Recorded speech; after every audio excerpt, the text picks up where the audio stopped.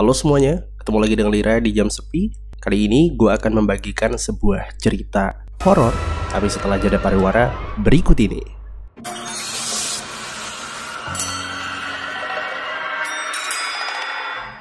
Cerita ini merupakan sebuah pengalaman dari seorang pria berusia 23 tahun, seorang graphic designer bernama Wahyu.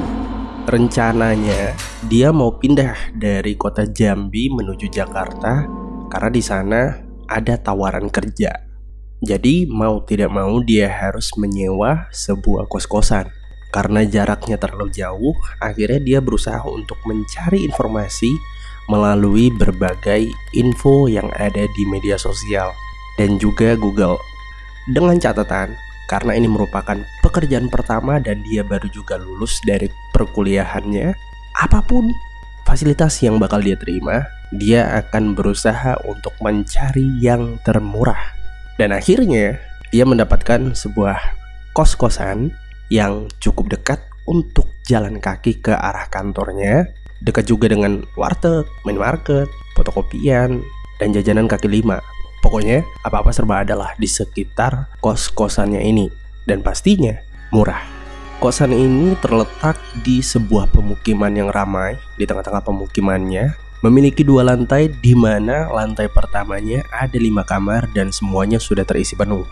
Sementara di lantai kedua juga sama, ada 5 kamar yang salah satunya nanti bakal diisi oleh Wahyu. Terus juga ada 1 kamar lagi sudah diisi oleh seorang perempuan, sebut saja namanya Desi. Dan sebuah kamar kosong di antara kamarnya Wahyu dan Desi. 2 kamar yang tersisa masih dalam keadaan belum siap pakai, jadi ya masih kosong.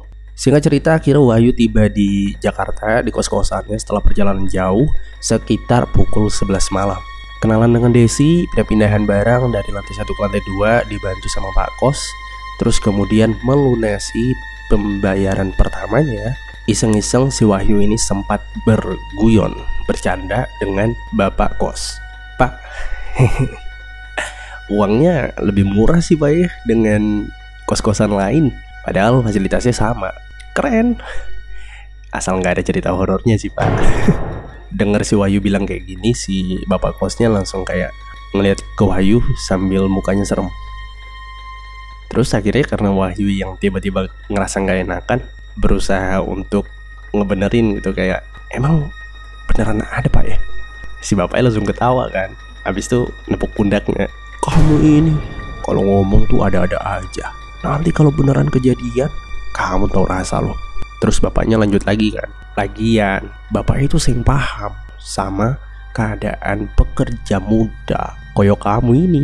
Pengennya enak, nyaman, bahagia, terus murah, yo kan? Wes lah, kalau nanti ada apa-apa langsung kabarin bapak aja ya. Bapak mau balik dulu, udah malam. Assalamualaikum. Bapaknya pun pergi dari kosan. Tinggallah di kosan dia sendirian bersama seluruh penghuni kosan yang sibuk di kamarnya masing-masing. Yo iyalah, kan udah tengah malam ya. Dia aja sampai jam 11. Akhirnya dia naik tuh ke lantai 2, masuk ke kosannya, berkemas, menata kamarnya. Ya sebentar aja, terus karena kecapean tidur. Nah, kira-kira sekitar jam 2 pagi si Wahyu ini kayak kebangun, cuman kayak tidur ayam gitu. Dan dengar ada suara orang ngetok 2 kali gitu. Kalau di Indonesia ngetok 2 kali itu kan ada yang aneh. Awalnya sih dia ngiranya mungkin karena kebawa bercandaan tadi waktu sama Bapak Kos. Ya udahlah, kayaknya lu doang nih. Dia berusaha untuk tidur lagi. Tapi sekali lagi pintunya kedengaran kayak diketok gitu. Karena si Wahyu ini mulai ngerasa gak nyaman, akhirnya dia berusaha untuk ngintip dari jendela. Soalnya di samping pintu persis itu ada jendelanya. Dia buka gorden. Loh, gak ada siapa-siapa. Akhirnya si Wahyu milih untuk tidur lagi. Dan karena bodo amat, Wahyu pun bisa tidur. Terus bangun di pagi harinya. Keesokan paginya, si Wahyu bersiap-siap untuk berangkat kerja. Terus pas keluar kamar taunya papasan sama Desi. Nah, si Wahyu itu nyempetin untuk guyon. Des, kamu ini loh aku tuh orang baru, masa udah dibecandain yang enggak. Si Desi bingung, loh bercanda apaan? Iya, masa semalam baru aja aku mau tidur, kayak ada yang ngetok, tok, tok gitu. Ih, apaan sih, serem banget. Gue juga tadi malam abis kenalan sama lu tidur, nggak ngapa-ngapain kok. Wahyu panik dong. Lah, kan yang tinggal di lantai 2 tuh cuma kita berdua. Kalau bukan lu siapa lagi yang ngetok? Ngigau kali lu. Udah, aneh banget. Gue mau pergi kantor dulu, udah telat nih. Gue cabut duluan ya. Terus Desi pergi. Si Wahyu akhirnya pergi tuh ke kantor, beraktivitas seperti biasa. Tapi kejadian ini terus berulang selama kurang lebih 1 minggu. Malahan beberapa malamnya si Wahyu itu ngedenger kayak ada orang rame-rame di depan kosannya kumpul, bener-bener kayak pesta. Ya, dia tuh nggak berani untuk ngeliat, ngintip di jendela kayak waktu pertama kali. Takutnya jeng-jeng kayak di film-film gitu. Sampai akhirnya si Wahyu ini memilih untuk cerita sama bapak kos.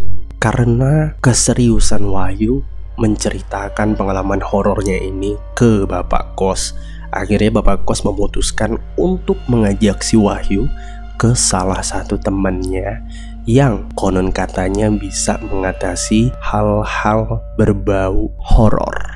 Namanya Pak Mul. Pak Mul ini seorang pria tua, kisaran umur 50 tahun. Dan banyak orang bilang kalau Pak Mul ya bisa ngatasin hal-hal kayak penampakan, terus rumah keganggu, kerasukan, dan lain sebagainya. Akhirnya sampai nih di rumah Pak Mul.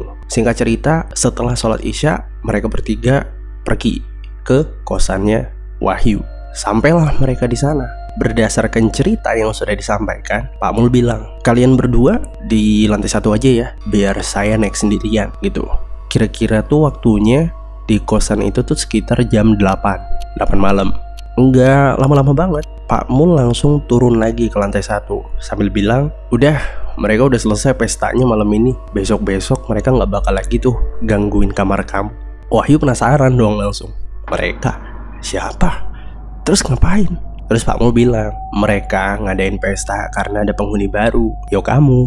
Tapi bapak jamin, setelah ini nggak akan ada gangguan lagi kok. Bener pak ya? Ntar kalau ada lagi kayak gimana pak? Masa iya saya harus bakar kosan biar rame? Bapak kos kan agak sakit kepala ya dengernya ya, tapi kan bercanda. Terus Pak Mul santainya bilang kayak gini, ya kalau kata bapak sih aman, cuma nggak tahu, yang namanya setan mah ada aja gangguannya. Nggak harus di kosan kamu, di semua rumah tuh juga kayak gitu. Jadi ya terima-terima aja lah ya. Seketika Wahyu tuh langsung diam gitu pak ya. Terus makin ketakutan. Cuma karena Pak Mul tuh udah yakinin banget lah sama Wahyu, akhirnya Wahyu berusaha untuk percaya, yakin kalau dia nggak bakal kena gangguan lagi. Dan akhirnya Pak Mul dan bapak kos ninggalin kosan. Sementara si Wahyu masih ngeri-ngeri sedap mau naik ke lantai 2. Naik gak? Akhirnya dia mutusin untuk naik.